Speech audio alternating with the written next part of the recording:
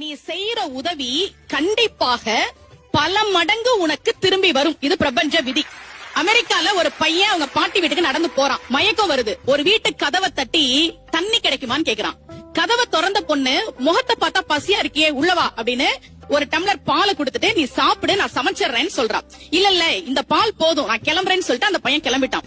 பல வருடங்கள் கழித்து அந்த ஊர்ல ஒரு பெரிய நோய் பரவுது. மருத்துவமனைக்கு நிறைய பேர் சிகிச்சைக்கு வராங்க. ஒரு பெண் வர்றாங்க, நோய் முற்றி போய் வராங்க. மருத்துவர் பார்த்துட்டு நான் குணப்படுத்துறேன் இவங்கன்னு சொல்லி சிகிச்சை கொடுத்து குணப்படுத்திட்டார். இந்த பொண்ணுக்கு லாஸ்ட் நாள் அந்த ஹாஸ்பிட்டல்ல இருந்து கிளம்பணும். பில் எப்படி பே பண்ண போறோம்னு தெரியல. கண்ணீர் வழிய எவ்வளவு பில் வரப்போதோ அப்படின்னு அவங்க காத்துட்டு இருக்காங்க. பில் வருது. அதுல எழுதியிருந்த வாக்கியம் உண்மையாக அமெரிக்காவில் நடந்தது. இந்த மருத்துவ சிகிச்சைக்கான பணம் பல வருடங்களுக்கு முன்பாகவே ஒரு டம்ளர் பாலாக எனக்கு தரப்பட்டு விட்டது. இப்படிக்கு மருத்துவர் ஹோவர்ட் கெல்லி என்று எழுதப்பட்டிருந்தது. அதனாலதான் நமக்கு உதவி செய்ன்னு சொன்னாங்க.